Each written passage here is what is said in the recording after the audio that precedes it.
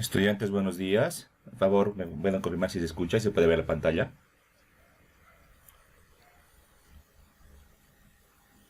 Buen día, Inge. Sí, se ve. Buen día, se ve. Perfecto, gracias.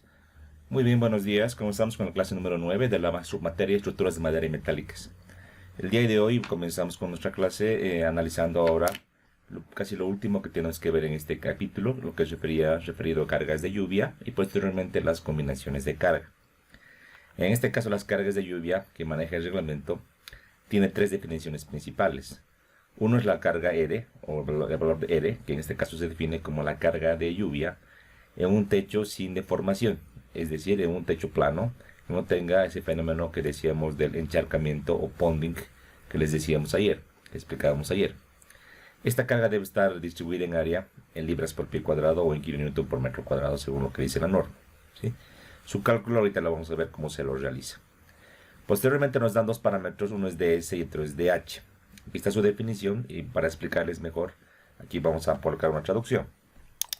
Entonces, primeramente ds nos habla de que es una profundidad del agua en el techo no desviada hasta la entrada del sistema de drenaje secundario, cuando el sistema de drenaje primario está bloqueado. Hablemos de lo que sería un techo en este caso, para que se entienda mejor. Entonces el reglamento entiende, y aquí tal vez lo vamos a hacer mejor con otra hojita. Haremos una previa de cargas de lluvia acá. Entonces, si nos dibujamos un techito para poderlo ver mejor, entonces así en perspectiva tal vez sea más fácil de explicar. Si hablamos de una azotea o un techo con pendiente, no importa. Yo aquí voy a considerar en este ejemplito un techo casi plano, tipo azotea, con sus respectivos parapetos, todo eso, no hay ningún problema. Aquí en los parapetos, digamos, para que no bloquee el paso de las personas, un tema estético, todo eso, ¿no? Ahí. Entonces en este techo, visto así en perspectiva, tiene una pendiente, nunca va a ser totalmente plano, tiene una pendiente dirigida hacia los desagües. Usualmente los desagües en un techo con azotea se pueden colocar en ciertos sectores, por ejemplo en esta esquina, y aquí en el medio. Depende mucho del área de aporte, es un cálculo hidráulico y uno sabe más o menos ubicar en cuanto al área tributaria que tiene esto para el de lluvia, cuántos desagües va a necesitar. Usualmente los desagües que se utilizan son tuberías de 4 pulgadas, usualmente es lo que pasa, ¿no?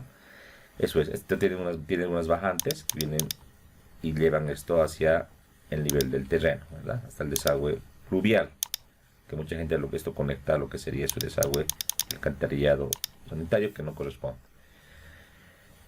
Este sistema, aquí le vamos a llamar, es el drenaje primario.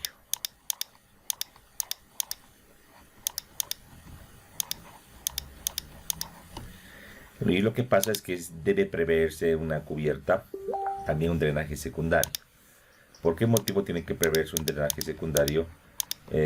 Debido a que por falta de mantenimiento, por el tema de la suciedad, por el tema de las hojas mismas de los árboles y otro tipo de fenómenos, el drenaje primario se puede tapar, ¿no? Pues puede taparse, y si se tapa, entonces el agua en el nivel de nuestra azotea puede seguir subiendo.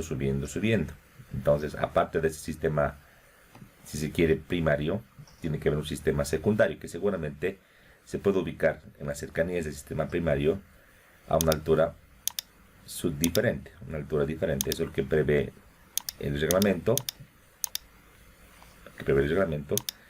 El sistema secundario debe ser independiente. Igual tiene que bajar, ¿no? Igual tiene que bajar hacia lo que sería la parte inferior de la edificación.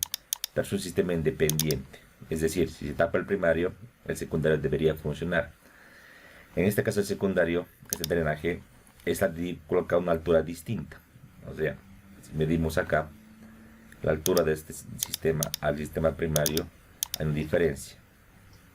Y según lo que indica la definición, es decir, esta definición de la norma, este DS nos habla justamente de esa diferencia de alturas entre el sistema de drenaje secundario y el sistema de drenaje primario. Entonces este es el famoso DS, que se mide en pulgadas o en milímetros. Es muy claro y muy entendible así. Posteriormente, otra definición que es DH. Es la profundidad adicional, dice, del agua en el techo no desviada por encima de la entrada del sistema de drenaje secundario, es decir, el flujo de diésel, es decir, la carga hidráulica. Obviamente, si todo el techo se acumula de agua, no va a estar todo a nivel pues, del drenaje secundario, va a estar un poco por encima hasta que el flujo ya vaya fluyendo dentro de lo que sería el drenaje. Entonces, viéndolo, si quieren una suerte de elemento así, el drenaje secundario, y aquí el primario, a este nivel, supongamos. Aquí hemos acotado el valor de DS, ¿verdad? Pero el nivel de agua, para entrar hacia lo que sería el drenaje secundario, puede estar ahí. Obviamente que ese nivel de agua va a ir variando a medida que va ingresando hacia el sistema secundario. Este nivel o altura sobre lo que sería el nivel secundario es lo que se conoce como DH. Es una altura llamada carga hidráulica que es variable y habrá que predecirlo en el peor de los escenarios. Y está en función, obviamente, de un cálculo hidráulico al diámetro de la tubería o del drenaje y al área tributaria, al área que se está descargando. Si es un área muy grande y solo tenemos desagüe a este lado, obviamente el lado más alejado va a estar con más carga, con más altura de agua. Se refiere a eso, ¿no? Muy bien, una vez tenido esta definición, vámonos a lo que sería la ecuación de cálculo. Entonces, lo que indica la norma para el sistema norteamericano es que la carga de lluvia debe calcularse con la siguiente expresión: 5.2 ds más dh. En sistema internacional, 0.0098 ds más dh, donde 0.0098 está calibrado para el cálculo en kilonewton por metro cuadrado. Entonces, directamente, la carga R, la carga de lluvia,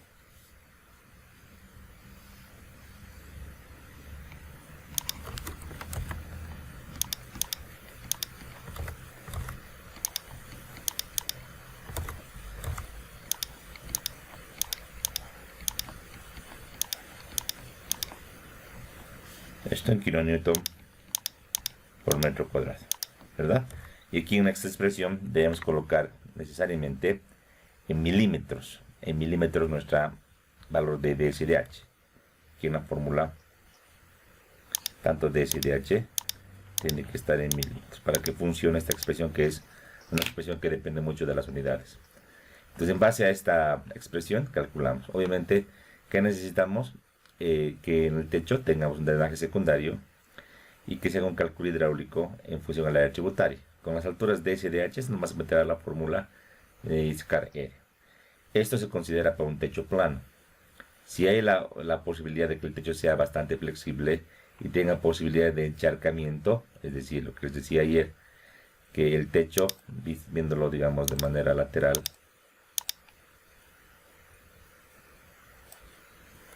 pueda deformarse, es decir, puede en este caso coger una deformación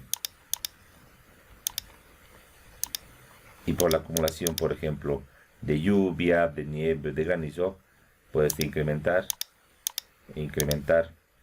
este fenómeno del encharcamiento. Ha producido colapsos estructurales. Entonces, para evitar este fenómeno de encharcamiento debido a la carga, por ejemplo, de lluvia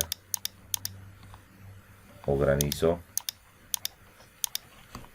o nieve, es que debemos darle cierta pendiente mínima, además rigidez al sistema de techo. Me refiero a rigidez a que los elementos que sustentan el techo, ya sean unas vigas, viguetas, tengan suficiente tamaño o suficiente inercia para evitar esa deformación. Y según el reglamento, por lo menos deberíamos tener una pendiente mínima de 1/4 de pulgada, es decir, 1.19 grados, por lo menos para poder evacuar esta agua, pero igualmente debemos considerar la suficiente rigidez del sistema, o sea que para cargas de servicio, en este caso para la lluvia, para esta carga R, la rigidez que tiene que tener el sistema debe ser suficiente. Rigidez, aquí me refiero obviamente a esta expresión, pero de todos los elementos, de los miembros portantes. Los sistemas de techo son variados, ¿no? Pueden ser cerchas, pueden ser sistemas de vigas, viguetas, etcétera, ¿no? Aquí vamos a colocar, por ejemplo, las famosas cerchas o entramados, o también vigas, viguetas. Entonces, al diseñar, no tenemos que orientar más que al tema del esfuerzo, también a las deformaciones, verificar que no sean significativas para que no ocurra este fenómeno del encharcamiento, ¿sí? Para techos muy grandes, yo no recomiendo tener solamente un lado, ¿no?, el sistema de drenaje, porque el agua se verá acumulando al lado opuesto. Tendría que tener entonces, aparte de una pendiente, un sistema de drenaje intermedio, tal vez en la misma área de la losa o tal vez en otro extremo. Eso se hace un diseño y básicamente quien está a cargo de este diseño hidráulico es el ingeniero sanitario, ¿verdad? Así es. En techos con pendiente no hay tanto problema con el tema de la lluvia. Sin embargo, igual, si tenemos un techo con la siguiente característica que les voy a mostrar a continuación, por ejemplo,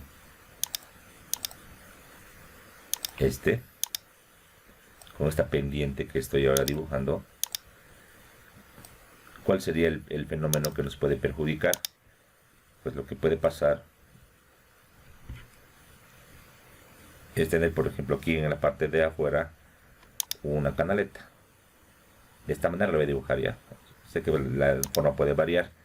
Entonces, a medida que puede caer la precipitación pluvial, va escurriendo todo hacia la canaleta, ¿no? Y se va acumulando. Lo que pasa es que si es que la canaleta igual no tiene suficiente mantenimiento, está lleno de basura, polvo, tierra, toda esta agua se va a ir acumulando. Y también si las bajantes, como en el caso del techo, que se mostró en planta, está totalmente obstruido por el tema de falta de mantenimiento, aquí la carga de agua, del tema del agua y del tema de la granizo, por ejemplo, se puede ir acumulando, va a ir un poco desbordando por afuera, pero toda esta carga aquí que estoy achurando se va a manifestar en este extremo y lo va a sobrecargar. Usualmente si la obstrucción es muy grande, en cuanto a las bajantes, el agua pasa por encima o el granizo, pero se va acumulando y lo que tendría a fallar es esta canaleta. Entonces lo que tendería a fallar sería esta canaleta que está aquí, aquí lo estoy remarcando. Entonces tener que fallar esta canaleta. Pero adicionalmente también puede ser que los elementos de mi cercha, en este caso voy a dibujar este tipo de cercha, es una tipología, ¿no? Una tipología que puede variar. En este caso debería verificar con esta sobrecarga concentrada en este extremo. Yo debería verificar que mi armadura se comporta bien y obviamente los elementos, tanto el de la cuerda superior, inferior como este montante, trabaja bien y no está sobrecargado. Usualmente la carga de lluvia en techos inclinados como el que he demostrado no es tan crítica. Si yo, por ejemplo, he considerado mi cálculo granizo, considerar una carga viva de techo que sea nomás de la norma, que sea considerable, según norma, lo que les expliqué esos días, yo les digo que esta carga es gobernante y es más grande que la carga de lluvia. Así que mucha gente no verifica, en particular tampoco yo verifico. Yo al considerar mi granizo y mi lluvia, y mi techo, perdón, con cargas de la norma, sé que es más crítico que la carga de lluvia en este tipo de techos. Lo que sí es urgente y tomar en cuenta es la carga en techos planos. Aquí sí, en las azoteas, aquí a considerar, y además si puede haber el fenómeno de encharcamiento, mucho cuidado, ¿verdad? En este caso, yo les pregunto a ustedes, ¿alguna vez han visto un techo azotea que tenga dos sistemas de drenaje? Los que viven en edificios, los que han podido visitar alguna azotea alguna vez, ¿se han fijado? ¿Tendrá? En Bolivia, o por lo menos lo que han podido ver ustedes. ¿Qué dicen, chicos? ¿Tiene o no tiene sistema secundario?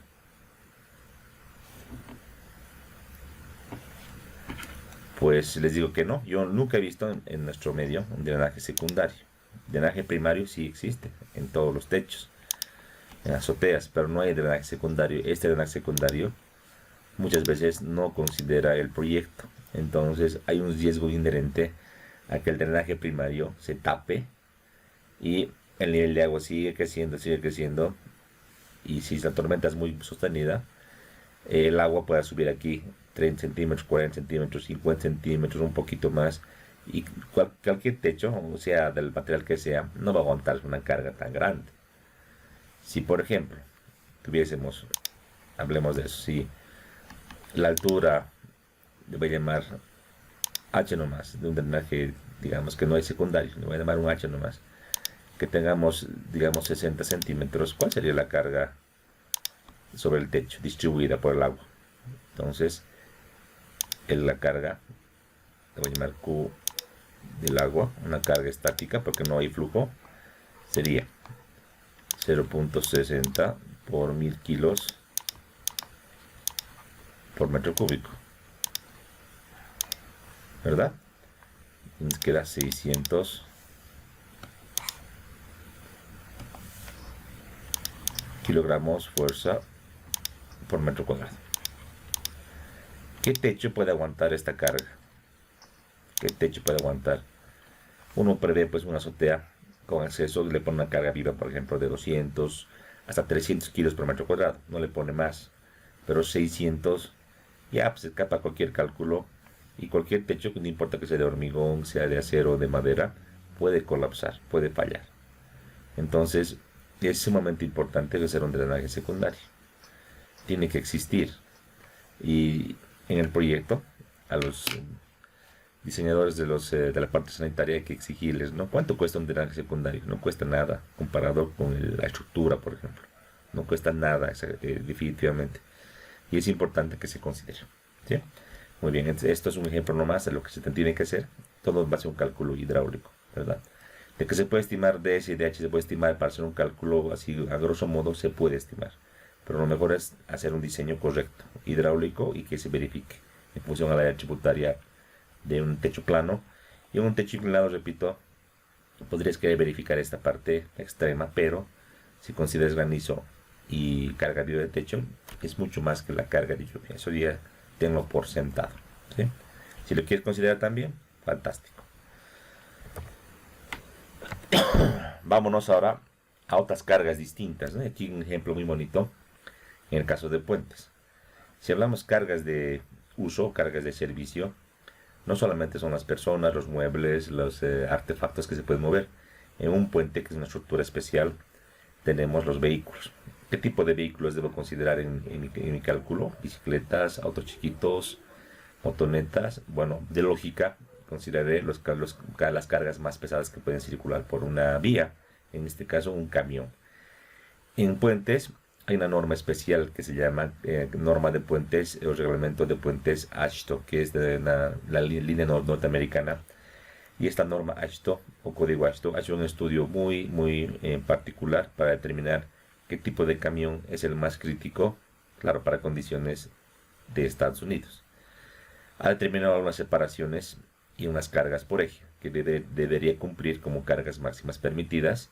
Y lo que se hace con este camión de diseño es, en este caso, tomarlo en cuenta en el cálculo, hacer su diseño, pasar al diseño y la ejecución del proyecto. En este puente, por ejemplo, antes de que se libere al tráfico, se hace una prueba de carga. Aquí pueden fijarse, tenemos una serie de camiones que están pasando por el puente, y seguramente por la complejidad de este puente y por su costo y demás, aquí tenemos ingenieros que han puesto sensores en diversas partes del puente para ir midiendo las deformaciones, por ejemplo, que sufre el tablero del puente, y con esto verificar el comportamiento, ¿no? Ya en etapa de servicio, antes de liberar al tráfico, ¿no?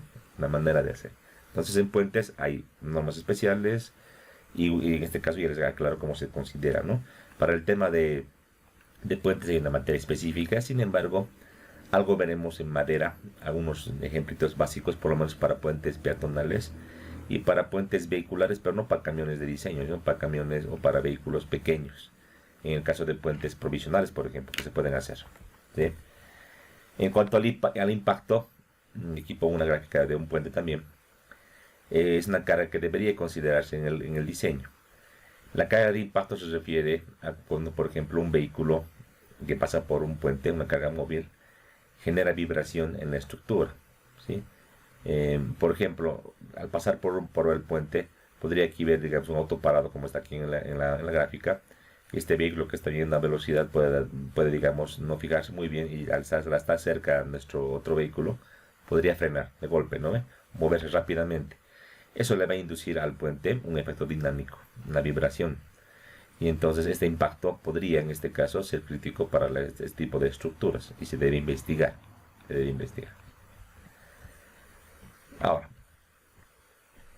lo que vamos a hacer ahora es verificar un aspecto muy importante. Primeramente, en lo que son enfoques de diseño. En nuestro medio, a nivel mundial, existen normas y reglamentos para diseñar estructuras, ya sean de acero, de hormigón, de madera. Eso tenemos que tenerlo claro. Y también el manual de cargas, que todo está vinculado, lo que es cargas con lo que es manual de diseño. Eso está así. Si hablamos en este caso de su filosofía de diseño, todas las normas o reglamentos, a más que darte recomendaciones, indicaciones, ecuaciones y verificaciones para que uno realice, la idea es que tú encuentres una estructura que sea segura y estable en el tiempo. Obviamente esa es la prioridad, pero también es importante, perdón, el tema de la economía. Entonces, uno tiene que ser económico, pero también seguro y generar que la edificación sea estable.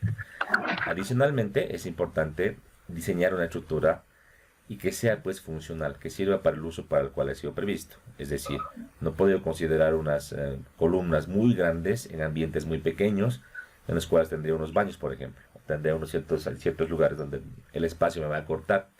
Entonces, como diseñadores, tenemos que tener ese criterio. Cumplir la función de la edificación, no meter elementos demasiado estorbosos en sectores donde no se requieran, pero además garantizar la seguridad. Eso es el trabajo de un ingeniero.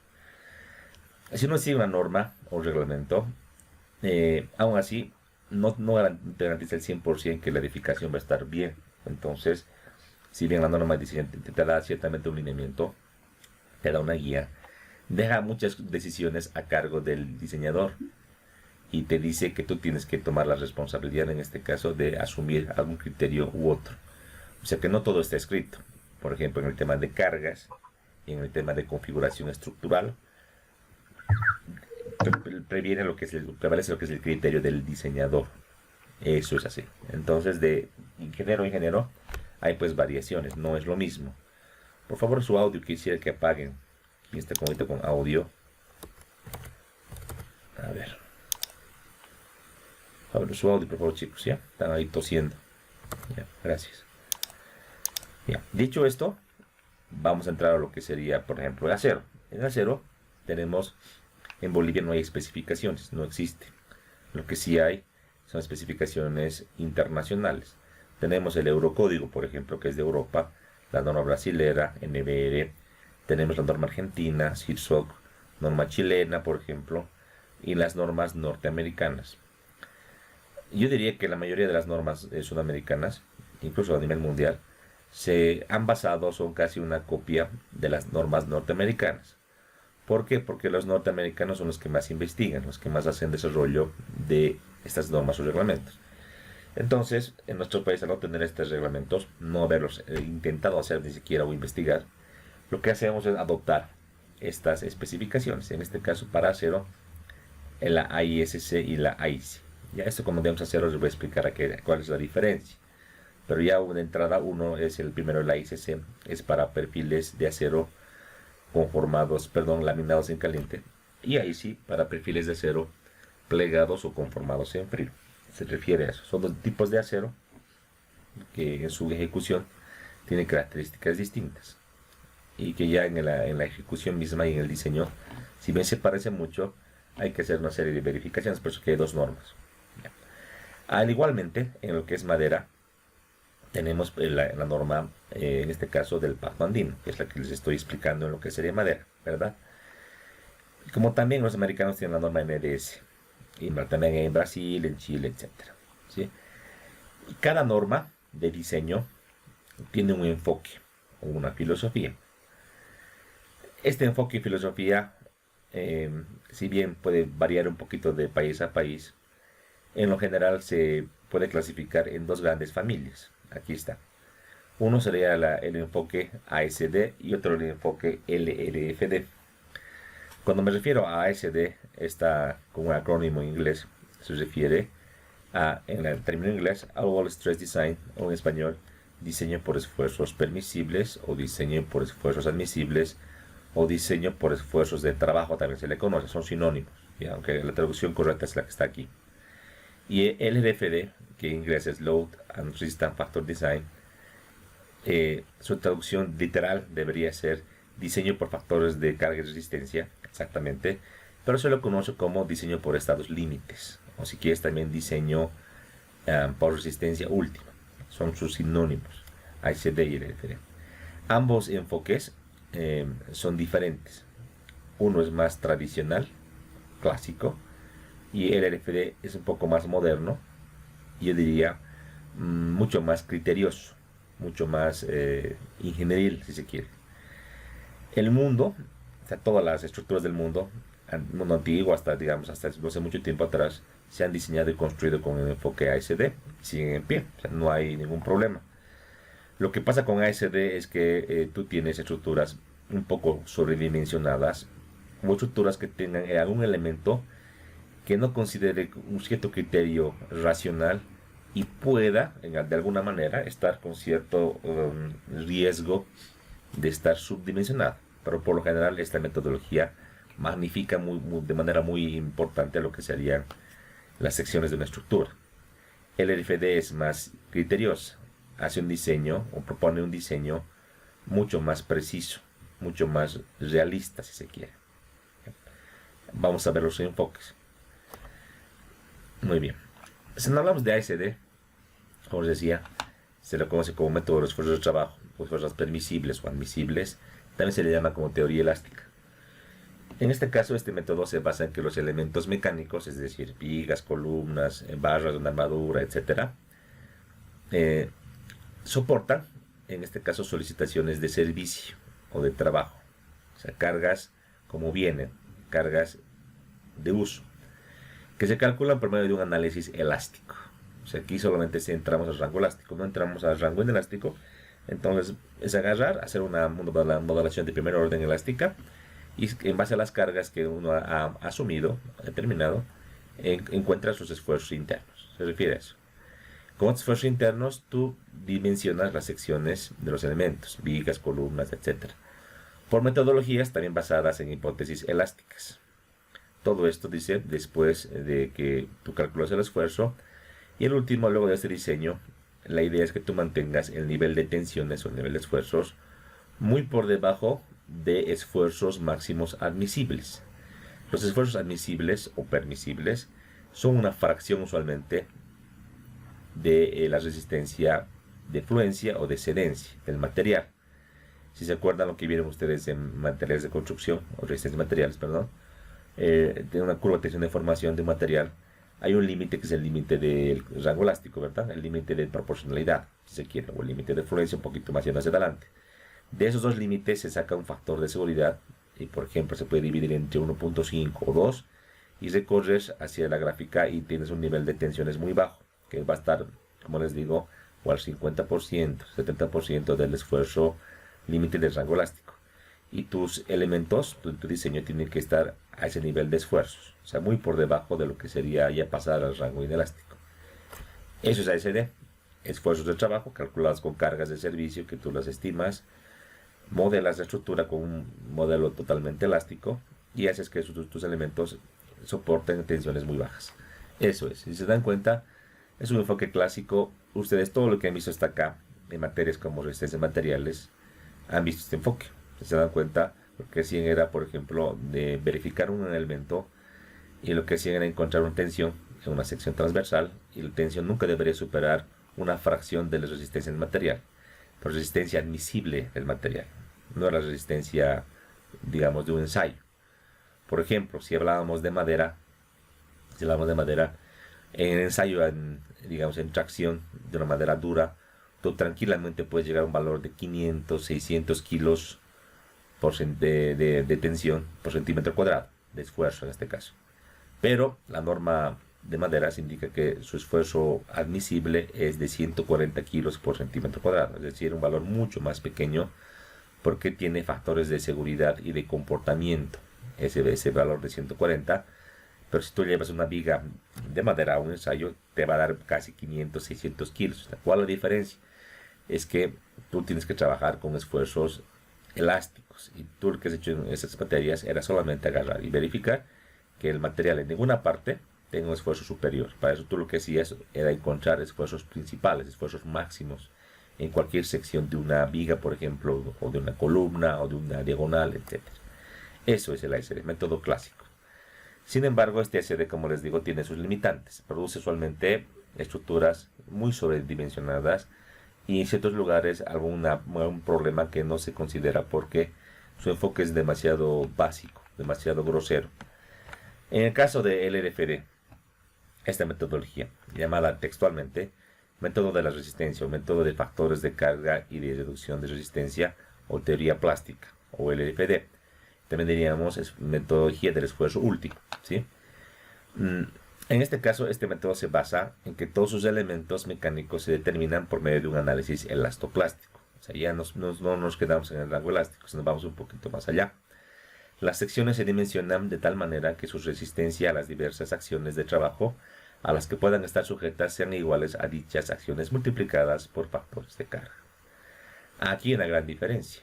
O sea que en el RFD, las cargas o las acciones las debemos multiplicar por unos factores de carga. Estos factores de carga toman en cuenta la probabilidad o posibilidad de que esa carga se magnifique y pueda afectar más o menos a un elemento estructural.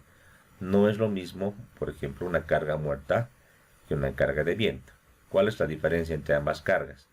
La carga muerta es muy fácil de determinar. O sea, realmente que yo me equivoque en calcular un peso propio de una viga, por ejemplo, es poco probable. Tengo las dimensiones, tengo la base, la altura y tengo el peso específico del hormigón.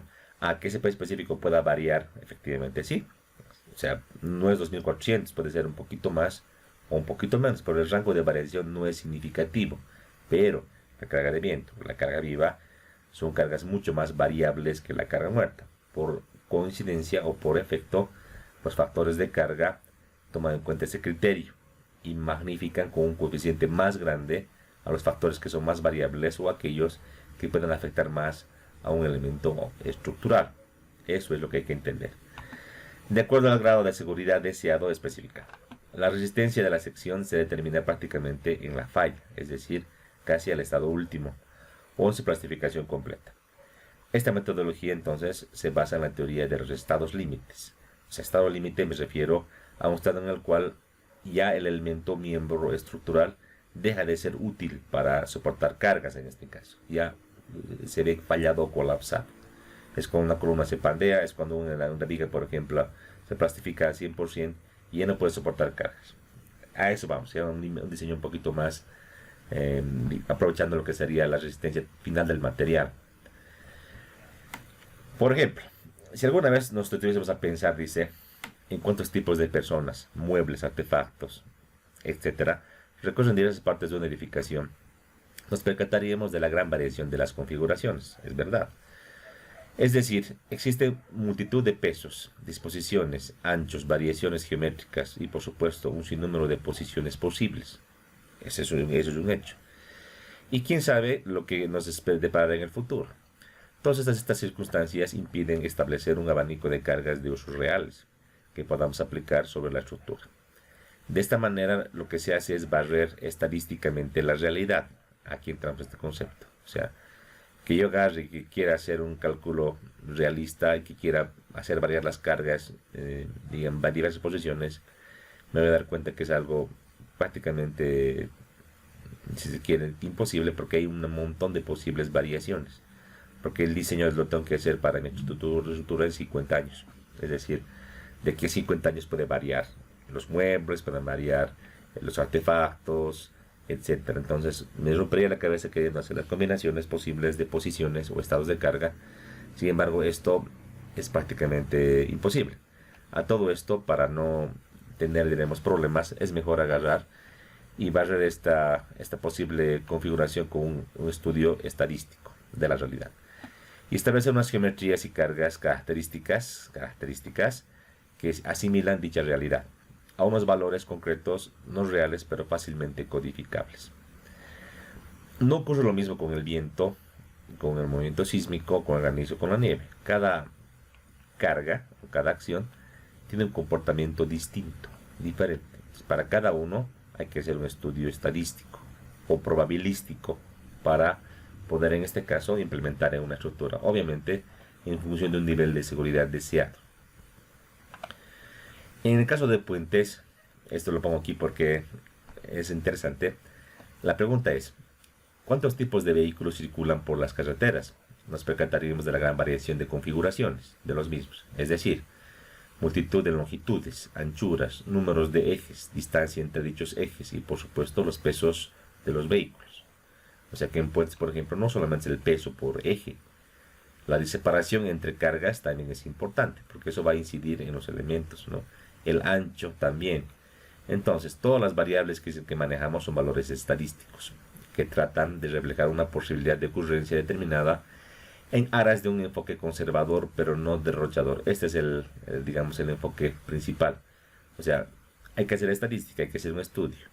Todo con la finalidad de diseñar algo que sea seguro, pero que no sea muy antieconómico.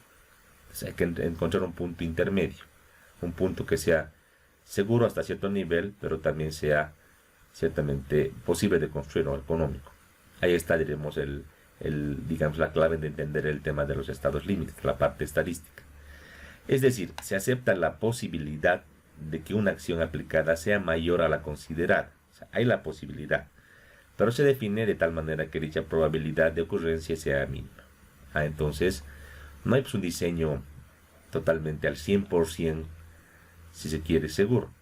O sea, hay posibilidades, se acepta, eso dice el enfoque de diseño de varios estados límites, de que alguna carga, alguna etapa de la vida útil de la edificación o del puente en este caso, pueda ser mayor. En 50 años puede ser mayor, no importa. Pero esta ocurrencia y este efecto debe ser estadísticamente pequeño, es decir, que tenga una probabilidad mínima de ocurrencia. De esta manera la normativa establece una de las acciones tipo, que cubren la realidad del abanico de cargas del país correspondiente. En el caso de puentes, ya les decía, la norma AASHTO, la norma norteamericana, ¿no? Ellos han determinado una serie de cargas de vehículos, por ejemplo, como también algunas especificaciones en cuanto a los estados límite y combinaciones de carga, que ahorita vamos a entrar, definidas para su país. Ahora, la idea es pensar también en esto. No es nomás agarrar una norma internacional como la AASHTO y pensar de aplicarla directamente a nuestro país. Tenemos que entender lo siguiente, una advertencia. Dice, cuidado con el uso indiscriminado de las normativas en cualquier país del mundo. Es decir, se debe verificar que las sobrecargas y vehículos de la normativa en cuestión encaja con la realidad nacional. O sea, hay que investigar, no es agarrar y copiar y listo. Tenemos que ver, puede ser que en Bolivia el comportamiento no sea el mismo que en Estados Unidos. Y claramente yo creo que es así. ¿Ustedes creen que hay tanta, entre comillas, educación, cultura vial de los transportistas para no sobrecargarse más de lo que aguanta su vehículo o su camión? ¿Qué dicen, chicos? Lo que ustedes conocen, a ver, lo que ven al día a día en las calles, o en las avenidas, en las carreteras, cuando han viajado. ¿Creen que se cumple eso? ¿Qué dicen, chicos? Participen, por favor. ¿Qué dicen?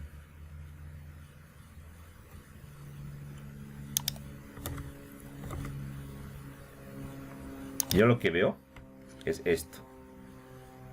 Por ejemplo,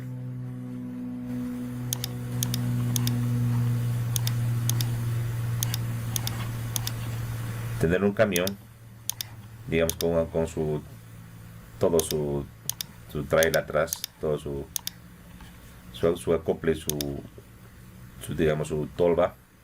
¿Y qué hacen los transportistas? Si esta es la tolva original de fábrica, que viene el camioncito, le van aumentando, ¿verdad? Le aumentan otro elemento por aquí arriba. Un elemento así le aumentan. Una plancha, ¿no? metálica o de madera. Y encima el material que transporta va así, ¿no? Va por encima. ¿O no? ¿O estoy mintiendo? Piedra, agregados, materiales, ¿no? Y si es un transporte, digamos, interdepartamental, aquí ponen la tolva, ¿no? Le ponen como una, eh, como su toldo, ¿no? Por encima, así para tapar, pero igual se ve así, ¿no? Entonces, esto quiere decir que el camión, que era diseñado para una carga especificada, que lo daba su tolva, un tamaño especificado que tenía, lo han incrementado con un acople y encima le ponen más carga. Todo con la finalidad de ganar un poco más de dinero. Pero esta gente no está entendiendo de que aparte de arruinar los caminos, poner en riesgo los puentes, también están arruinando sus propios vehículos, porque no están diseñados para semejante carga, ¿verdad? Sus ejes, sus frenos, todo tipo de elementos dentro de su vehículo. Entonces, esto ocurre en nuestro país. En otros países ocurre lo mismo, hay más control, hay más cultura. Aquí no hay ningún control, prácticamente yo veo día a día que en las carreteras, si bien hay trancas donde supuestamente se controla el pesaje, los camiones como estos pasan de largo nomás. O sea, tienen como un convenio, parece, ¿no? Entonces, esto no es tan, digamos, tan como allá, y tenemos que tener mucho cuidado. No solamente en tema de vehículos, también en el tema de edificios. Decíamos, por ejemplo, para que pensar en una edificación, si es una escuela.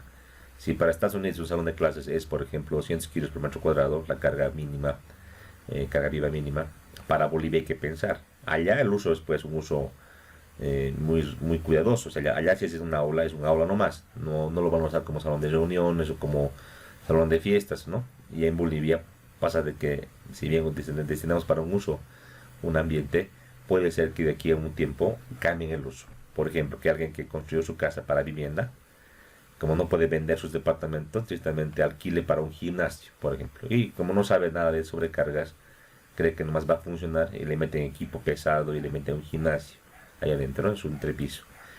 Todo esto nos lleva a pensar, o sea, que no es nomás agarrar normas de cargas, normas de diseño, con diferentes enfoques, apropiarlas al país. Tenemos que hacer un estudio. Porque si la realidad de nuestro país es distinta a la de afuera, en el tema de, por ejemplo, de sobrecargas, es algo muy peligroso. Si esto no ocurriese así, obviamente, y eso tienen que entender, chicos, se reducirían los umbrales de seguridad estimados y las probabilidades de fallo aumentarían. ¿A qué me refiero? A que sí o sí, aunque en Estados Unidos, por más de que tengan ellos más estudiado el tema de las cargas y el tema de diseño, existe una posibilidad de fallo. Existe. En los estados límites, el método LFD permite una pequeña probabilidad de fallo. Obviamente es muy pequeña, es por debajo del 5%. Y eso nos da un umbral, en este caso de seguridad. Pero si las sobrecargas, por ejemplo, son mayores, o los materiales, otro tipo de fenómenos pasan en el país, estos umbrales de seguridad se van a ir reduciendo, se van a ir achicando. Y obviamente la probabilidad de fallo tendría que aumentar. Eso hay que entenderlo muy bien. Entonces hablamos de probabilidades. En este caso, en la teoría de estos límites, el enfoque es exactamente el mismo para las resistencias estimadas que de los materiales que se emplean para ejecutar una edificación o un puente. A ver, hemos hablado aquí de las cargas, ahora vamos a hablar de los materiales. El hecho de determinar, por ejemplo, una resistencia mínima para el hormigón o el concreto, ¿no? Igual a 30 megapascales significa que se obliga al suministrador, en este caso al proveedor del material, a que la probabilidad de presentar una resistencia menor se reduzca a un pequeño valor aceptado. Hay que señalar que es el resultado de cruzar el tratamiento estadístico de las acciones o solicitaciones sobre los elementos que conforman la estructura, con la de los materiales con el que están constituidos todos los elementos, en pos de la obtención de un valor global de la fiabilidad de la edificación o el puente. En otras palabras, no solamente este enfoque de estado límite tiene que ir enfocado a las cargas, como aquí acabo de explicar, también tiene que entrar a las resistencias, ya sea por el tema del material, si hablamos de un hormigón, como también lo que hay que entender también es el tipo de esfuerzo al que va a ser sometido. Eso vamos a verlo más adelante. Si hablamos de material, si él, por ejemplo, ahora en Cochabamba pide un hormigón H21 a un proveedor, todos, la mayoría, tiene ya en stock, tiene digamos que la receta y me va a entregar sin ningún problema. Pero si exijo un hormigón de más alta resistencia, Obviamente van a tener que estudiarlo, van a tener que revisarlo y me lo van a proveer, pero existe mayor probabilidad, al ser un valor más exigente, no tan común, de que una resistencia menor entre en este caso, o sea, pues sea entregada, digamos. O sea, que yo al pedir 30 megapascales, estoy bajando en este caso un nivel de probabilidad de que me puedan entregar un valor menor. O sea, a ser muy exigente con un material y al querer trabajar esto con este valor en un diseño, puedo tener en este caso algún problema en cuanto ya en la ejecución del proyecto, porque es un valor muy exigente. El umbral en este caso de probabilidad de fallo un poco se incrementa, o digamos que el umbral de digamos de darle posibilidad que pueda digamos tener un valor menor se reduce porque estoy siendo muy exigente con el proveedor del material. A eso me refiero. Entonces no solamente es en cargas, también es en resistencias que aplica este criterio de estados límites. Entonces yo lo que debo hacer en este caso es a la resistencia del material mismo, debería aplicarle como un factorcito que tome en cuenta este criterio, una probabilidad en este caso de fallo, un umbral obviamente que sea conservador pero que no sea pues tampoco derrochador, ¿sí? En definitiva, tratamos de minimizar la probabilidad de fallo, hay que minimizar, pero tiene que quedar claro que dicha probabilidad de fallo nunca es nula, siempre existe. Y esto tiene que quedar claro. O sea, no hay estructura que sea, como decía un colega, por ejemplo, que sea totalmente antisísmica, por ejemplo. Eso no existe, porque la teoría también de estos límites aplica lo que es sismo. Y la filosofía de diseño acepta el daño, acepta el fallo, acepta, pero un porcentaje, ¿no ve? Para un terremoto de gran magnitud, permite que la edificación pueda sufrir fisuras, grietas, hundimientos, pero la idea es que no colapse, para que no mate a las personas. Eso en el tema sísmico, pero en el tema ya de cargas de diseño, o digamos también en este caso del tema de diseño estructural normal, también existe una posibilidad de fallo, nunca es nula, ¿no? Y no puede ser nula porque el tratamiento estadístico no permite esto. Hablamos de variables, hablamos en este caso de estadística, jamás un valor puede ser cero, tiene que tener una probabilidad en este caso. Si hablamos de probabilidades, un poco repasando lo que he visto en estadística, aquí tenemos una gráfica. Esta gráfica con color azul tiene una distribución, ¿verdad? La distribución normal que se conoce. Tenemos dos gráficas. Tenemos el eje de las solicitaciones y aquí tenemos el eje de las resistencias. Y aquí tenemos las frecuencias. Entonces, de manera, digamos, estadística, se ha hecho un estudio de cualquier tipo de estructura y se ve que el comportamiento es normal. La curva tiene esta forma. Obviamente la curva normal puede tener un mayor ancho o menor ancho, mayor altura. Esto en función de sus características. En cuanto al valor de la curva normal de las solicitaciones, tenemos que en el punto medio tenemos el valor promedio, ¿verdad? En este caso de las solicitaciones, aquí el valor promedio de las resistencias. Siempre las resistencias tienen que estar por encima de las solicitaciones. Caso contrario, tendríamos fallo. El único punto, el único lugar donde ambas curvas se cruzan, se fijan, donde la parte de las resistencias, déjenme abrir mi lapicerito,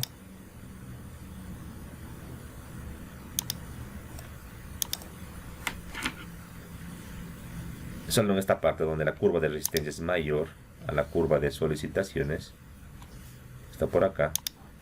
Entonces produce un traslape y ese lugarcito que lo estoy achurando con color celeste, este lugar, es la parte que está fallando. Este ancho de falla puede ser más o puede ser menos. Todo está en función al nivel de seguridad. Esa diferencia que hay entre curva y curva, que puede ser más, que puede ser menos, es el nivel de fallo. El nivel de seguridad que le vamos a dar nosotros como diseñadores. Obviamente los reglamentos, los códigos van calibrando para que este nivel de fallos se vaya ajustando en el tiempo. Eso nos referimos a eso.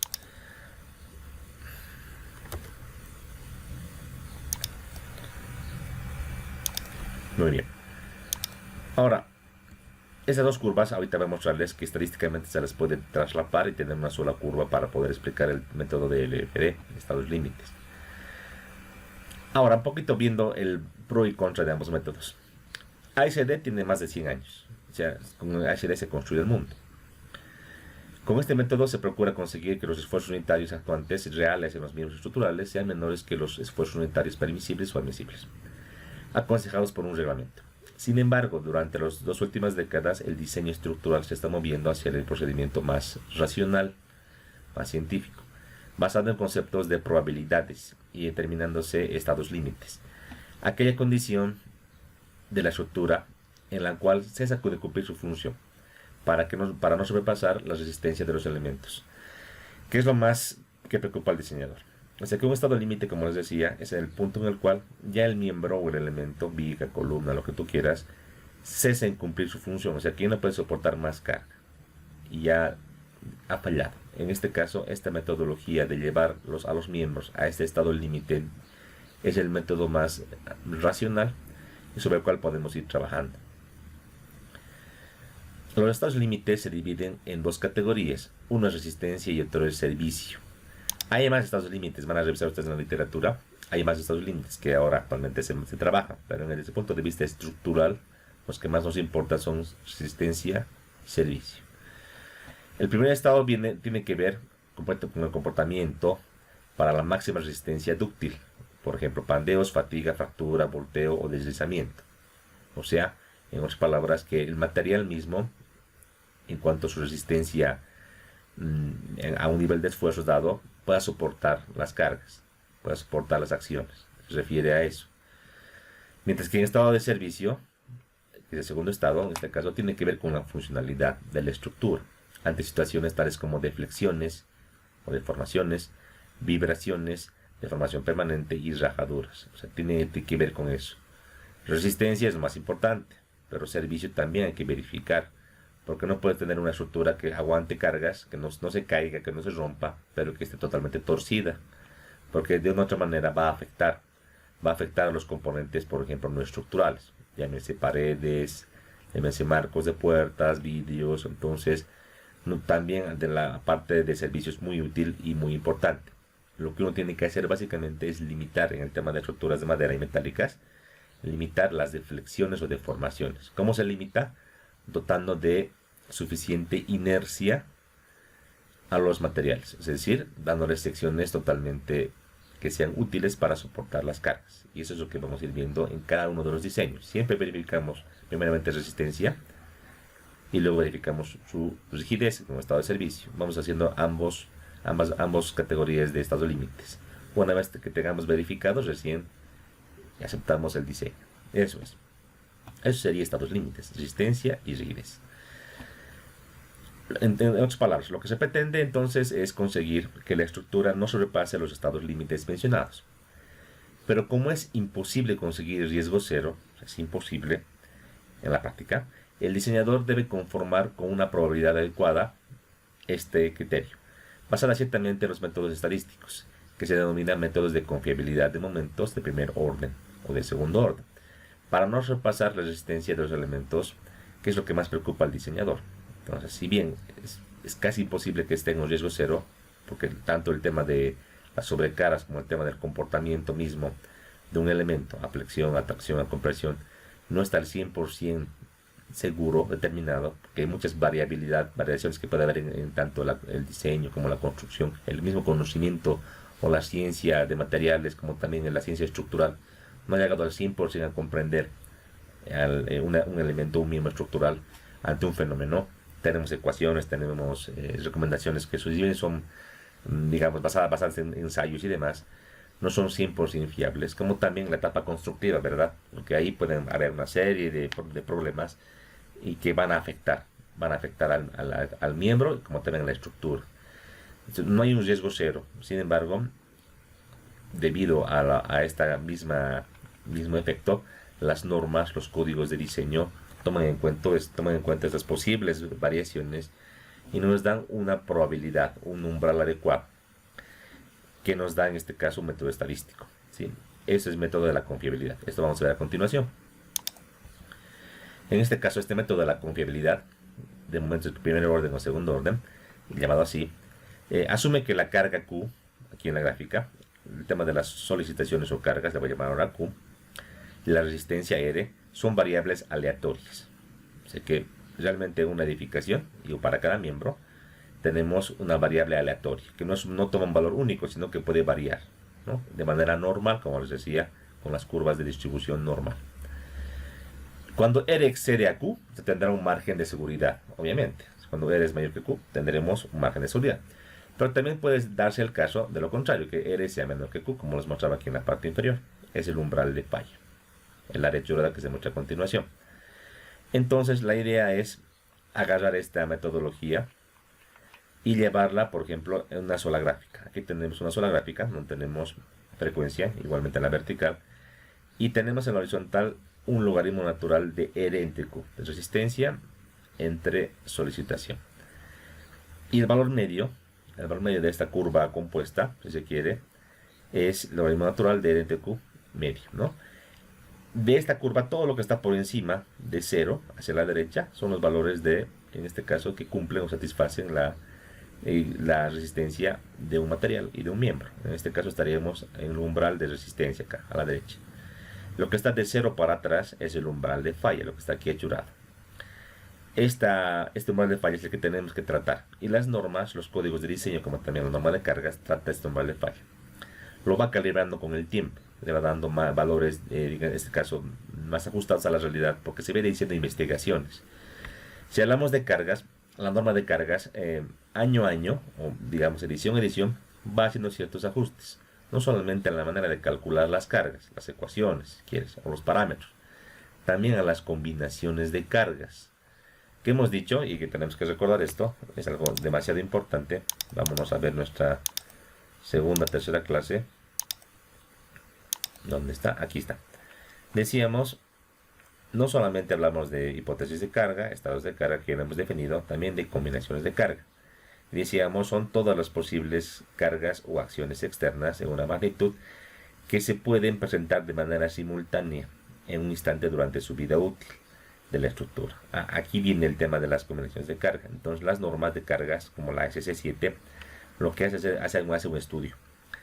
Dice, por ejemplo, vamos a estudiar lo que son cargas vivas, cargas de viento, y se va cada vez nutriendo de más información y va haciendo ajustes. ¿Para qué? Para calibrar las combinaciones de carga. Las combinaciones de carga considera las cargas en cierta magnitud y además el método LDFD le dota de coeficientes de magnificación o de mayoración, tal como habíamos explicado anteriormente en lo que sería estados límites. O sea que las cargas se magnifican y las resistencias se reducen. Ahora ese nivel de magnificación de las cargas, que se las coloca en las combinaciones de cargas, se va estudiando estadísticamente en función a este umbral de falla. Si ustedes, digamos, no conocen un fenómeno bien, o sea, no lo conocen bien de manera muy real, tienen un conocimiento muy vago, para no fallar le dan un margen más grande, ¿verdad? Pero si ya lo estudian, tienen más investigaciones, hacen más ensayos, más pruebas, pueden ir calibrando de mejor manera y haciendo que este umbral de falla se vaya achicando, ¿no ve? Obviamente es más riesgoso, pero ante mayor conocimiento, mayor control de calidad, mayor criterio, se puede llegar a eso en cuanto al tema de las solicitaciones, o sea, el tema de las cargas. En el tema de los materiales lo mismo. En el tema de los materiales, en este caso, se va haciendo estudios a mayor escala en el tema del comportamiento de los materiales, atracción, compresión, tema de las conexiones, el tema del pandeo, por ejemplo, y todo aquello, que igual se va haciendo una suerte de un análisis que conlleva a tener factores de reducción de resistencia que sean cada vez más cercanos a la unidad, es decir, las ecuaciones de predicción de una capacidad cada vez se hacen más certeras, se hacen más realistas. La combinación de los dos factores, el factor de carga y el de resistencia, se coloca de una manera más eficiente y por tal motivo este umbral de falla se va achicando. Desde el eje hasta la parte de la media, de la curva, tenemos este coeficiente, que es beta por sigma ln de la resistencia entre la carga. Este factor beta es un factor de confiabilidad que también se va calibrando en función de lo que les decía, a las investigaciones y a lo que la norma cada vez va tratando y lo va ajustando. Obviamente este umbral de falla no puede ser muy pequeño tampoco, porque tenemos que tener un nivel de seguridad aceptable. Muy bien. Hablando de la curva ya. En el segundo gráfico, que está aquí a la derecha, que aquí también lo muestro, se muestra el dominio logaritmo natural de R entre Q versus frecuencia. Se observa que cuando R es menor que Q, el área churrada en caso de falla indica que la relación es menor a la unidad. Es decir, la parte de aquí de la izquierda que les decía. La distancia de la media del logaritmo natural R entre Q es la llamada desviación estándar, ¿verdad? De la curva normal, desviación estándar. Sigma. Sea beta un índice llamado de índice de confiabilidad, cuando sea más grande beta, habrá más seguridad que R sea mayor que Q. Se procura que sea consistente con beta, ajustándolo para los casos de resistencia de miembros o de sus conexiones y las posibles cargas. Se ha creído conveniente valores de 2 a 4 en caso de beta, pero se viene calibrando esto. Las normas de diseño, ya sean internacionales, pueden ser las europeas, norteamericanas, brasileras, o cual sean estas, van calibrando este valor de beta. Y todo está en función, repito, al tema de ajustar los estudios acerca del conocimiento de las solicitaciones en cuanto a sus ecuaciones y comportamiento, como también en cuanto a las posibles combinaciones de carga. Y en el tema de las resistencias, como les digo, es tener más estudios para aproximarse más a la realidad, al comportamiento más real de un elemento miembro estructural o de una conexión. Todo con la finalidad de tener un menor umbral de falla, estar más cerca de lo más, si se quiere, óptimo, pero jamás perder un tema de confiabilidad. Usualmente beta, como aquí indica, es de 2 a 4. Ahora la pregunta viene, el ingeniero estructural, en este caso ustedes, van a tener que ver estas curvas estadísticas, van a tener que agarrar, hacer ensayos de cargas, van a tener que hacer ensayos de resistencias, o sea, ir al laboratorio, calibrar los valores y asumir un criterio al final. ¿Van a hacer eso ustedes? ¿Qué dicen?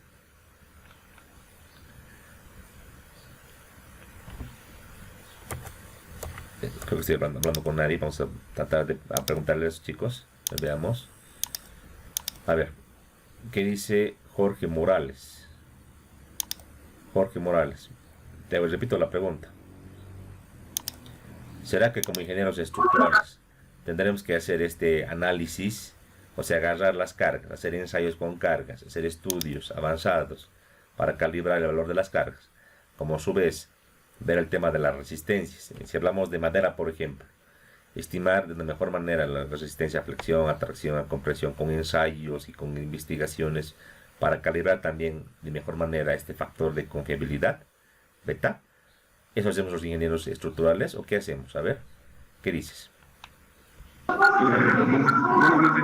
yo pensaría que lo más adecuado sería hacer ese trabajo que nos dices en cada proyecto, pero tal vez esto tomaría demasiado tiempo y deberíamos estar en las normas que ya tenemos establecidas, ¿no? Ya. Los códigos. Muy bien, y ahí viene digamos, tu criterio está muy bueno, pero más que deberíamos, o sea, eso es demasiada responsabilidad para una persona. Demasiada responsabilidad. Esto lo hacen grupos de ingenieros, expertos, que solo se dedican a investigar o el tema de cargas o el tema de resistencias, cada uno en su área. De ahí vienen los códigos, ¿no? La norma de cargas, solo ve el tema de cargas, la norma de diseño en acero, de diseño en hormigón, de diseño en madera.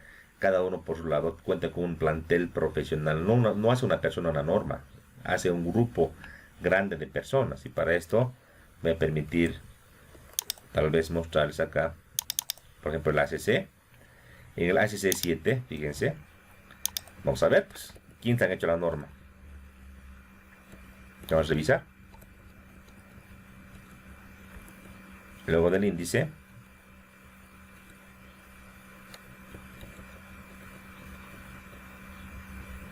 aquí está.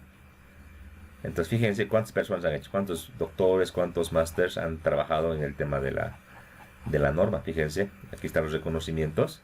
Fíjense, miembros con voto, dice, miembros de méritos, o sea que ya tienen mucha experiencia, que han aportado con su vida, ¿no? Miembros asociados. Fíjense, comités, subcomités, o sea que no es una sola persona que ve todo.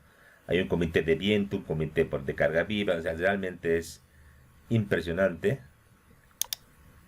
Fíjense, un comité de cargas atmosféricas de hielo.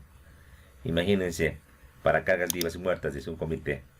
O sea, realmente es un tema bastante serio. No es un tema que es pues muy banal.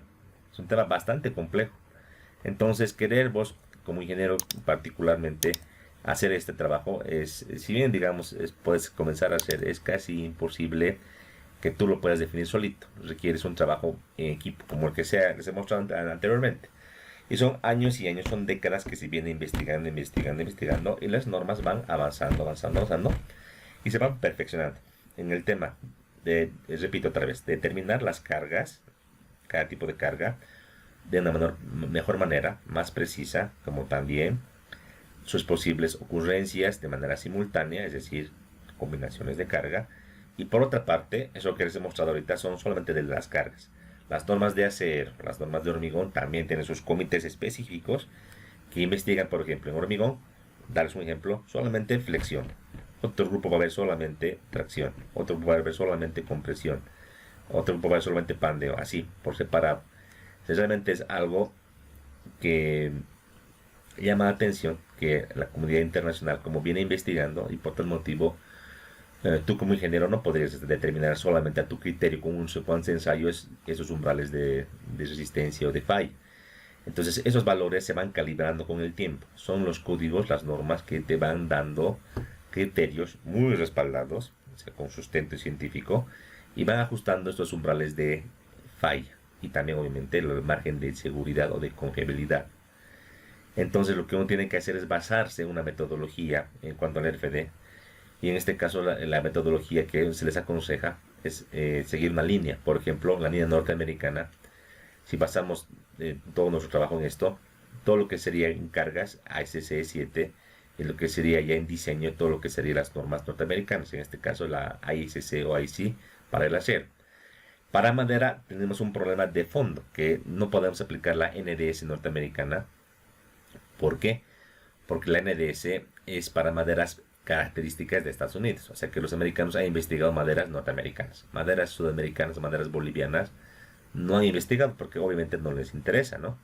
Entonces ahí está la gran diferencia. No podemos aplicar así ciegamente porque las particularidades de la madera boliviana la hacen muy distinta. Son maderas inclusive de otra especie distinta, ¿no? O especie botánica. Son maderas tropicales, no son maderas coníferas. Entonces, ¿qué hacer en este? Es un predicamento. En la norma del pato andino tenemos en este caso algún criterio de lo que sería el método ASD. No toca para nada el RFD por si acaso. Y además tenemos lo que sería algunas combinaciones de cargas sugeridas, pero que son muy incompletas porque no toman en cuenta todas las posibles cargas. Solamente hablan de cargas muertas y cargas vivas y algo de viento, pero nada más. Entonces, ¿qué podemos hacer? Usar un enfoque, en este caso, por ejemplo, les mostrar a continuación que también la norma de cargas ASC tiene algo de ASD. Podemos usar eso también y aplicarlo a lo que sería nuestra norma del pacto andino, con cierto cuidado, obviamente, para poder estar en un rango ciertamente seguro. Me refiero a eso, ¿sí? Eso que tiene que entender. Entonces nos basamos en reglamentos, en normas.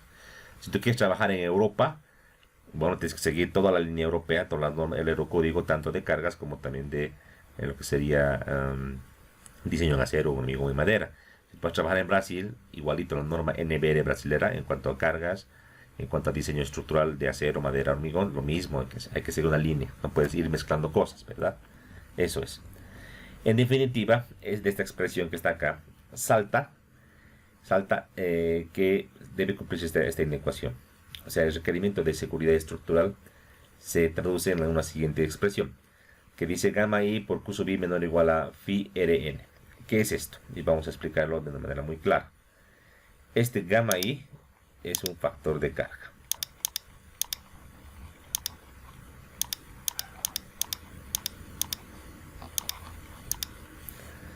Este phi más es un factor de resistencia.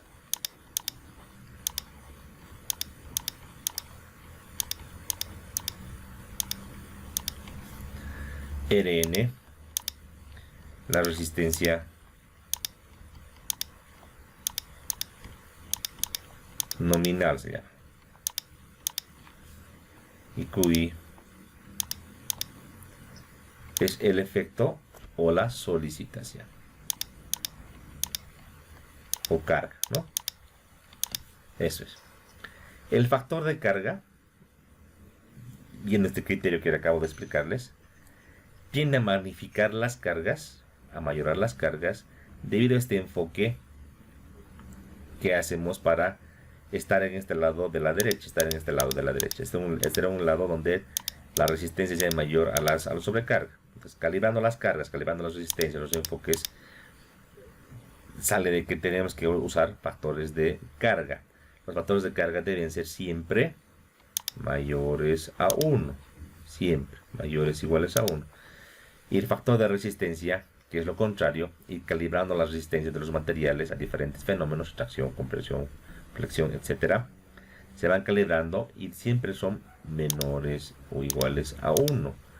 ¿Por qué? Porque deben en este caso tomar un criterio de que lo nominal, entiéndase nominal como lo que viene de ecuación de norma, o sea, la resistencia de ecuación de norma, la parte teórica si quieres, en la vida real podría verse afectado por algún fenómeno, tanto del material, tanto del comportamiento, como también lo teórico no siempre está muy casado con la realidad exactamente. Es decir, por ejemplo, las ecuaciones que predicen la flexión, por ejemplo, si nos acordamos, sigma es igual momento sobre módulo resistente, ¿verdad? Esta expresión de acá es elástica, ¿sí? Y en todos los materiales de construcción, como la madera, el hormigón, el acero, la ecuación tal como está aquí no se puede aplicar al 100%, ¿sí? No cumple específicamente, hacemos ensayos, chicos, no cumple específicamente, se acerca mucho, pero no cumple al 100%. Entonces, las resistencias ciertamente pueden salir menores a las esperadas. ¿Quién calibra esto? Esos factores de resistencia. Los valores de los factores de resistencia menores que 1, los valores de los factores de carga mayores que 1 se van calibrando para tener umbrales de falla que sean aceptables. O sea, que beta sea pues racional, ni muy grande ni muy pequeño, para tener umbrales de falla que sean aceptables. Y les digo, con el tiempo, con las décadas, los betas se hacen cada vez más pequeños, porque se conocen más las cargas y se conoce más el comportamiento estructural de los miembros. Entonces los factores de carga cada vez se van reduciendo, se van acercando a 1, como también los factores de resistencia, que eran pequeñitos, se van igual acercando a 1. ¿Sí? Pero nunca son 1 ni nunca es 1 en ambos casos. Siempre es menor, siempre es mayor. Usualmente hay casos en los cuales les voy a mostrar de que se toma como 1, pero eso es en el caso de una combinación de carga. Entonces, es muy criterioso. Las cargas o solicitaciones o efectos menores o iguales a las resistencias. Si hablo del término phi por Rn, le llamamos resistencia de diseño o capacidad. Si hablo por separado, phi, factor de resistencia, Rn, en este caso resistencia nominal o capacidad nominal. Gamma i, factor de carga, qi, solicitación o efecto de la solicitación, o sea, esfuerzo. Gamma i qi directamente es la demanda capacidad, se llama así. Siempre la demanda debe ser menor que la capacidad, por un tema de criterio, ¿no? Si fuese al revés, la estructura estaría fallando, ¿verdad? Estaríamos en el umbral de falla. La parte izquierda de la ecuación representa la resistencia del componente o sistema. Y la parte derecha representa la carga. Aquí me he equivocado, ¿no? La parte aquí derecha. Aquí nos hemos puesto al revés esta parte. La parte derecha representa la resistencia del componente o sistema. Y la parte izquierda, la carga. Ahora sí. La resistencia nominal Rn es reducida por un factor menor que la unidad, phi, para obtener la resistencia de diseño. Al otro lado, la ecuación, las cargas son factorizadas por sus respectivos factores de mayoración, gamma i, para tener la carga factorizada, con el objeto de prever cualquier exceso de las mismas. Ya saben, entonces las cargas se factorizan. ¿Con qué valor? Con gamma i, factor de carga. Y las resistencias también se van a reducir con un factor de resistencia. Siempre menor que la unidad. Muy bien. Algunas ventajas del método LRFD comparado con el ASD. En otras palabras, ¿por qué usar el método LRFD? Uno, es una herramienta para que el diseñador no difiera en su concepto de solución que emplea en el diseño de acero estructural u otro material. Aquí me he equivocado. ¿Qué pasa con esto? Se me ha desconfigurado. Ya. O sea, el método LRFD uniformiza el criterio y hace que, en otras palabras, tú encuentres secciones y conexiones que sean racionales y que no difieran de gran manera el enfoque de diseño, en este caso de acero u otro material. Obviamente esto considerando que tú diseñes con el RFD, acero, hormigón o madera, cosa que, como les digo, en nuestro curso no vamos a hacer porque vamos a ver madera con el ASD. 2. La parte más importante con ROP. El RFD parece más racional. Es más racional. Ahora sí.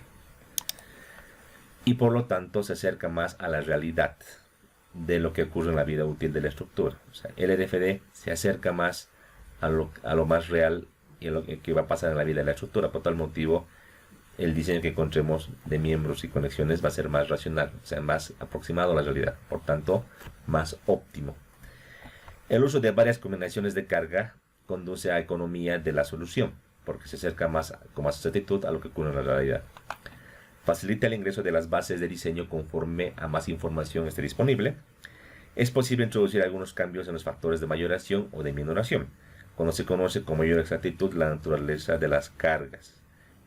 Esto tiene importancia cuando existen cargas no usuales o mejor conocimiento de la resistencia. Lo que les decía, los gammas y los phis se van calibrando con el tiempo. A mayor conocimiento, a mayor investigación, se van ajustando. Obviamente, se busca más exactitud, pero también se busca economía. Usualmente los gammas y los phis se van acercando cada vez más a la unidad. A no ser que una investigación encuentre que por algún efecto que desconocíamos antes, imagínense que la carga de sismo o la carga de viento afecta más de alguna manera a una estructura. Ahí tendríamos que aumentar, en vez de reducir, aumentar el factor. Pero eso, les digo yo, no está ocurriendo últimamente. Todo se va ajustando cada vez a lo más exacto, a lo más pequeño. Futuros ajustes y calibraciones serán más fáciles de hacer, son más factibles. ¿Por qué digo esto comparado con lo que sería el ASD? En el ASD hay un solo factor de resistencia y de carga. O sea, es agarrar las cargas muertas y vivas, por ejemplo, se van sumando en ASD. Se suman como vienen en el trabajo. Y la resistencia directamente se divide entre un factor de seguridad global, que puede incluir, obviamente, en madera, el tema del comportamiento, del secado, la humedad, etcétera, pero es un factor nomás. Y sin tomar en cuenta que muchos fenómenos en cuanto al comportamiento de los esfuerzos, de las resistencias, como también las cargas, son variables y pueden, en este caso, ser estudiados en el tiempo y pueden ser ajustados. Y eso no se podría calibrar dentro de la metodología ASD. Y sí, en el LFD se puede ajustar los coeficientes, es una gran ventaja. Si hablamos en AICC, en acero, si hablamos del ASD, bueno, en el AICC todavía, en la norma americana de acero, todavía se ve, les cuento, la parte de ASD. O sea que en la norma de metálicas, cuando veamos, está dividido en dos partes. Uno es ASD y otro es el LFD. ¿Por qué me dirán que aún conserva el ASD? Lo conserva porque todavía hay ingenieros, digamos, antiguos, que todavía prefieren usar esta norma, esta metodología de diseño. Entonces, para ellos se abre esta posibilidad. Además de que, de cierta manera, el acero estructural tiene pues un comportamiento bastante parecido, diríamos, a la parte totalmente elástica de un material en la parte, digamos, inicial. Es un material muy heterogéneo, pero muy homogéneo. Por ese motivo también, digamos, se puede aplicar, ¿no? En caso de ASD, esta inecuación que les mostraba cambia. Ya no hay coeficiente, solamente hay un factor de seguridad. Pues en este caso hablamos de que la resistencia nominal se divide entre un factor de seguridad, en este caso omega, factor de seguridad. Esta es la resistencia admisible y debe ser siempre mayor o igual a las cargas factorizadas o su efecto. Aquí está, eso sería entonces en inecuación. Y si hablamos, por ejemplo, de un elemento a tracción o a compresión, decimos la resistencia, en este caso requerida en ASD, debe ser en este caso menor o igual al esfuerzo admisible, ¿no? Resistencia nominal entre un factor de seguridad. Usualmente a este valor de solicitación, ya sea en ASD o en el LFD, se le puede llamar, ¿no?, el efecto de la carga. Pero en Estados Unidos usualmente se le pone un nombre, es resistencia requerida. Y esto puede confundir, porque hablamos de ambos miembros resistencia, ¿no ve? Aquí era la demanda, esta era la capacidad. Pero si hablamos aquí de resistencia y resistencia, nos podemos confundir. Pero ¿cómo hay que entender esta parte? Esto es resistencia requerida, es lo que necesitaríamos llegar nosotros para que nuestro miembro estructural cumpla las condiciones.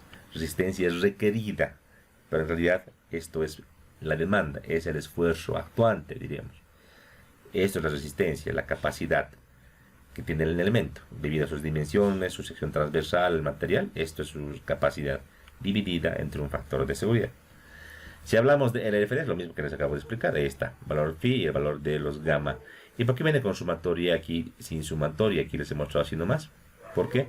Porque usualmente las cargas vienen o se presentan con combinaciones de cargas. Vienen con combinaciones de cargas. O sea que no podría yo diseñar un miembro solamente para carga muerta o solamente para carga viva. Se presentan de manera simultánea, como les decía en la definición de combinaciones de carga. Entonces vamos a revisar justamente esto. Vámonos a nuestra guía. Nuestra guía, aquí está la guía ASC. Y acá, en la ASC, voy a entrar al capítulo de combinaciones de carga. Load Combinations. Estaba en principio, ¿no? Aquí está. Capítulo 2. Y comienza con unas explicaciones generales, algunas definiciones de la simbología. Por ejemplo, carga muerta es D, ¿no ve? Y vámonos a las combinaciones de carga. Directamente comenzamos, dice acá, combinaciones de carga para resistencia. Si dice resistencia, ¿a qué me refiero? A la metodología LRFD. Y habla de combinaciones básicas. O sea, es que sí o sí tú tienes que verificar. Nos dan aquí, en esta tabla, o en esta ecuacióncita, sector, 5 ecuaciones básicas. 5. Uno solo ve la carga muerta. O sea, ve la estructura vacía. Solamente con su peso propio. Otra ve la estructura con carga muerta, con carga viva, viva de techo, o nieve o lluvia. Otra vez muerta, techo o nieve o lluvia, más viva o parte del viento. Aquí está con 0,5, ¿verdad? Les decía, nunca un valor pi es menor que 1. Un factor gamma es menor que 1, perdón. Pero puede ser en el caso de que no consideres la carga completa, carga parcial. Aquí también lo mismo, puede ser la carga muerta, el viento, la viva, o parte del techo, o parte de la nieve, o parte de la lluvia. Y el último, la muerta y el viento. Son 5 combinaciones básicas que no tienen el sismo. Más adelante se ve el tema del sismo. Pero si se dan cuenta, en todos los casos usan coeficientes. Estos coeficientes son los que aquí les explico, son los, les mostraba aquí, son los famosos sumatoria de alfa o de lambda i. Son los factores de carga que se van calibrando en función, repito, al más mayor conocimiento de los efectos de las cargas. Esto ha sido investigado por comités, como les he mostrado, y tiene pues su respaldo técnico, ¿no? ¿Por qué 0,5 del techo? Porque es poco probable que ante la carga muerta completa, la carga viva completa, esté justamente reparando el techo al 100% con toda la carga. Entonces se agarra y se lo minora por un 50%. O a la nieve o la lluvia. O sea que no se considera al 100% estos fenómenos porque es poco probable. La probabilidad de ocurrencia de la mayor lluvia, el mayor nieve, la mayor carga de techo, juntamente con la viva y la muerta, es poco probable. ¿Se dan cuenta? Ahí viene el tema del enfoque de las probabilidades. Si bien los factores son de carga, de magnificación, algunos son de minoración porque no vienen, o no considera que las cargas no vienen simultáneamente en su mayor magnitud. Ejemplo aquí también. Toda la muerta más todo el techo, digamos, o la nieve o la lluvia. ¿Por qué le pone o? Porque es imposible, según la norma, que venga la gente a reparar el techo, a construir el techo, cuando viene una nieve terrible de norma o viene una lluvia de norma. Es imposible. Paran el trabajo, ¿verdad? Entonces ahí viene el o. Y que venga, en este caso, la carga viva en su totalidad o la mitad del viento. O sea que el viento no va a venir al 100%. Es poco probable que venga con toda la carga viva, con toda la carga de techo arriba y toda la carga muerta. Es imposible. Entonces es un estudio probabilístico que va calibrando este factorcito. Lo propio en el tema de la carga del número 4. Tenemos toda la muerta más todo el viento, ¿sí? Más la viva, pero que venga, por ejemplo, toda la reparación del techo es poco probable. O sea, la mitad del techo, o la mitad de la nieve, o la mitad de la lluvia. Entonces, si se dan cuenta, esos factores tienen un criterio.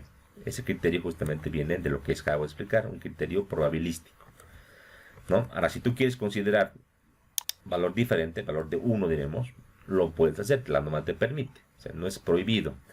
Mientras magnifique más de lo que está acá, porque es lo mínimo que debes considerar, es posible, tú lo puedes considerar. Obviamente no tienes respaldo técnico, no tienes respaldo científico, es algo que tú crees conveniente, por tal vez la particularidad de tu edificio, ¿no? Algo así. Entonces hay que tomarlo de esa manera.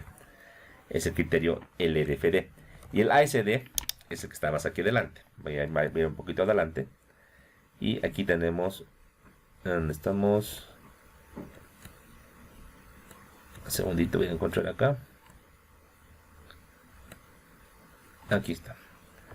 El 2.4 habla de las combinaciones, dice, de carga para, aquí está, Allowable Stress Design, ASD, diseño por esfuerzos permisibles. O sea que la norma ASC también toma en cuenta esta metodología, o sea, ambas metodologías, tanto para lo que es LRFD como para lo que es ASD, porque es una norma de cargas, es general.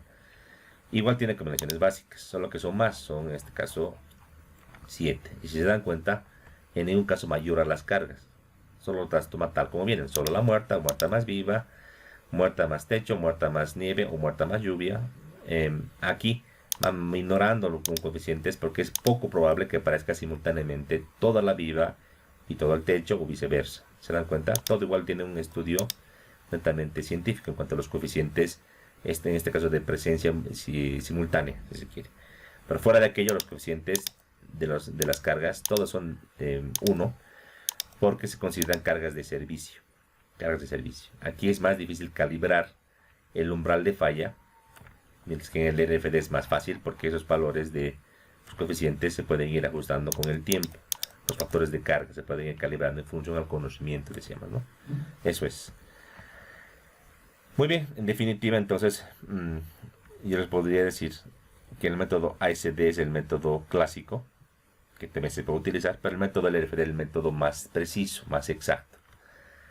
Para madera, es un caso muy especial. En madera, en Estados Unidos, tenemos la norma NDS. Tiene ambos enfoques, la NDS ASD y la NDS LRFD. A nivel mundial, no solamente en Estados Unidos, se prefiere utilizar la norma que tiene ASD. ¿Por qué? Porque en la madera estructural es muy difícil llevarla al estado límite de la rotura. No porque no se pueda hacer ensayo, sino que el comportamiento mismo, las fibras, las posibles fallas, todo aquello conlleva a que el estudio de la madera en estado límite y su comportamiento y su diseño sea muy complejo, o sea, demasiado complejo.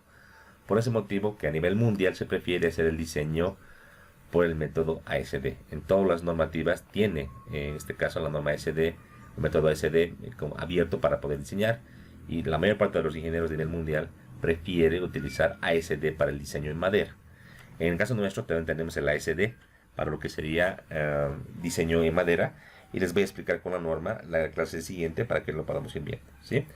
Lo que nos queda ahora es hacer más, ya la parte teórica, digamos, totalmente lista, hacer ejercicios. Por ejemplo, aquí tenemos algunos ejercicios donde tenemos combinaciones de carga para aplicar LRFD y ASD, por ejemplo, para poder combinar cargas así en diferentes tipos de estructuras, en entrepisos, por ejemplo, en techos de madera, en losas y demás. Entonces hay que ir haciendo práctica, básicamente, ¿no? Entonces esto lo vamos a hacer en una clase adicional para poder tenerlo más consolidado. Entonces, para el día jueves tendré la clase extra que les voy a convocar para que nos podamos reunir y hacer, pues, chicos, ¿sí? Algo más práctico. Pero era importante hoy día ver la parte teórica porque tiene que entenderse, ¿no? Tiene que entenderse. Algún material más les voy a dejar en Classroom, para estar atentos para que vayan estudiando, por favor, ¿sí? Es importante. Entonces nos quedamos acá, estamos ya sobre la hora. Muchas gracias, muy buenos días.